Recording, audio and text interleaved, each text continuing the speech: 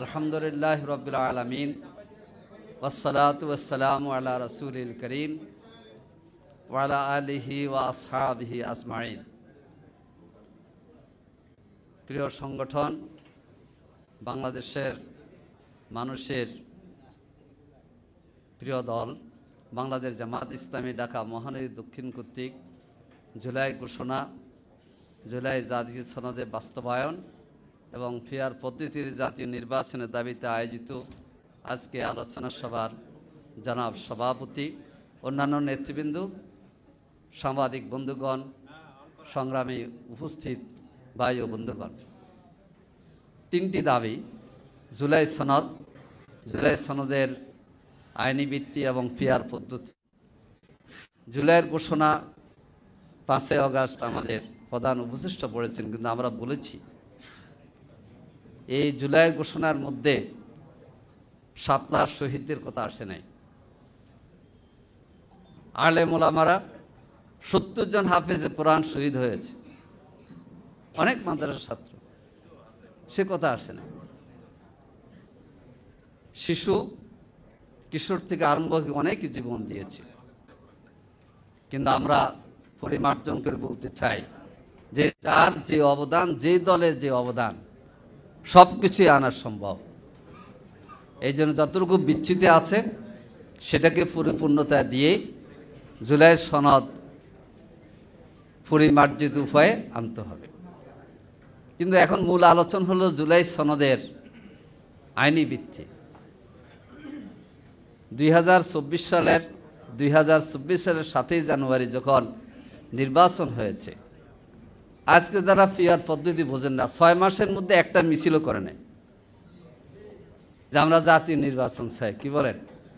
আওয়ামী লীগ 7ই জানুয়ারি নির্বাচন হতে 5 বছরের জন্য ক্ষমতা আসছিল, সেই ক্ষমতা 29 পর্যন্ত, কিন্তু রেকর্ড নাই যে আজকে যে দল জুলাই সনদে আইনি ভিত্তির ব্যাপারে নীরব, যারা ফেয়ার বোঝেন না, তারা 6 মাসের মধ্যে দেশের জনগণকে সংগঠিত করার জন্য একটা মিছিল করতে পারেন নাই। কিন্তু আমাদের তরুণদের রক্তে 24-এর 5 আগস্ট, 36 জুলাই জীবনের মধ্য দিয়ে আজকে বাংলাদেশে নির্বাচন করা এবং ক্ষমতা যাওয়ার স্বপ্নে আমরা অনেকে দেখি। তাহলে এটা ক্রেডিট হচ্ছে তরুণদের, 24 গণঅভ্যুত্থানের, 36 জুলাইয়ের।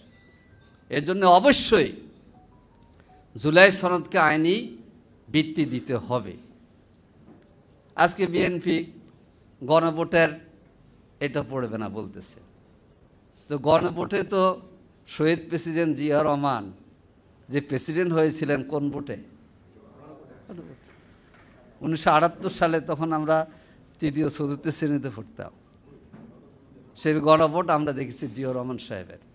তাহলে গণভোট তো আপনাদের ঘোষক, যিনি স্বাধীনতার ঘোষক প্রেসিডেন্ট জিয়া রহমান, তিনি তো প্রেসিডেন্ট নির্বাচিত হয়েছিলেন। এখন গণভোটকে ইগনোর করেন কেন? বলতেছেন গণভোট সংবিধানে নাই।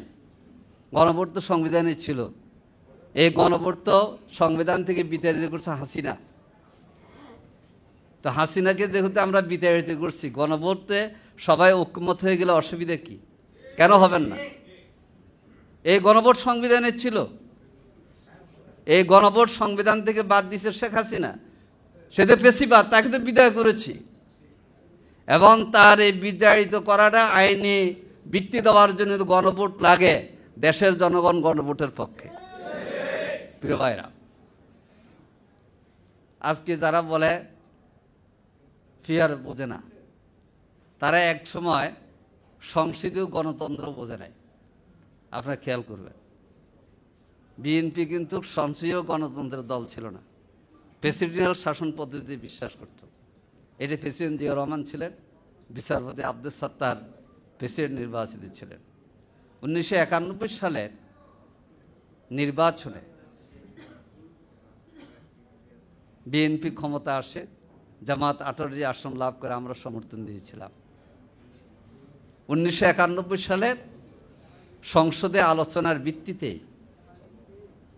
বিএনপি, আওয়ামী লীগ, জামাত সবাই মিলে প্রেসিডেন্সিয়াল পদ্ধতি থেকে সংসদীয় গণতন্ত্রে উত্তরণ ঘটেছিল, সব দল একমত হয়েছিল। তো আপনারা তো প্রথম প্রেসিডেন্ট পদ্ধতি বুঝছেন, তো সংসদীয় পদ্ধতি বুঝলেন তো আপনারা। 1991 সালে কেয়ারটেকার সরকারের মাধ্যমে ক্ষমতা আসলেন, নিরপেক্ষ নির্বাচন হলো, সারা বিশ্বে প্রশংসিত হলো। যেহেতু 91 নির্বাচন প্রশংসিত হলো, জামাত ইসলামী দাবি উত্থাপন করলো যে কেয়ারটেকার সরকার পদ্ধতি সংবিধানে অন্তর্ভুক্ত করতে হবে, এর মাধ্যমে সামনের নির্বাচন হইতে হবে। বিএনপির পক্ষে বলা হলো যে কেয়ারটেকার আবার কি, তত্ত্বাবধায়ক কি? প্রিয় ভাইরা খেয়াল করে, তাহলে বলেছে যে কেয়ারটেকার তত্ত্বাবধায়ক আমরা বুঝি না। 173 দিন হরতাল করার পরে এবং 96 সালের 15 জানুয়ারি একতরফা নির্বাচন করে প্রায় 300 আসন লাভ করেছে বিএনপি। তো একতরফা নির্বাচন করলেন কেন? এটা ঘৃণার বিষয় না? আর আমাদেরকে বলে যে আমরা আওয়ামী লীগের সাথে আন্দোলন করলাম কেন? তো আপনারা যে ভুয়া নির্বাচন করলেন, একতরফা নির্বাচন করলেন 1996 সালের 15 ফেব্রুয়ারি।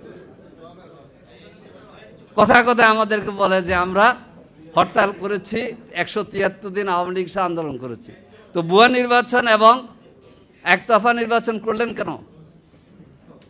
এরপরে তো কেয়ারটেকার বুঝে সংবিধানে সংবিধিবদ্ধ করলেন বেগম খালেদা জিয়া।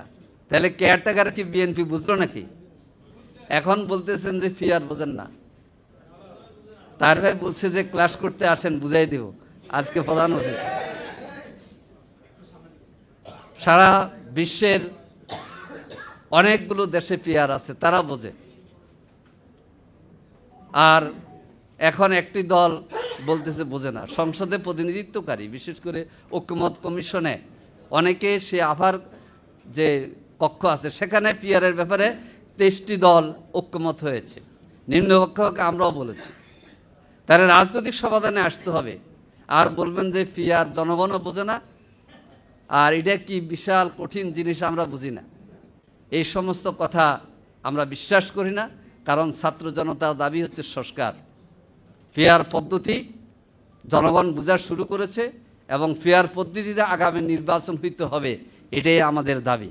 আসুন সংস্কার এবং সংস্কার ছাড়া, বিচার ছাড়া নির্বাচনের যে রোডম্যাপ ঘোষণা করা হয়েছে চলুক। আমরা মনে করি যে রাজনৈতিক দলগুলোর সাথে সংলাপের মধ্য দিয়ে একটি সমাধানের প্রচার ছাড়া আমাদের সামনে বিকল্প নেই। আমাদেরকে রাজপথে আমরা অতীতেও ছিলাম, থাকবো ইনশাল্লাহ। দাবি আদায়ের মধ্য দিয়ে আগামী জাতীয় নির্বাচন নিরপেক্ষ এবং লেভেল প্লেয়িং ফিল্ডের মাধ্যমে আমরা নির্বাচনের লড়াইয়ে ইনশাল্লাহ জিতব। আল্লাহ হাফেজ। বাংলাদেশ জিন্দাবাদ।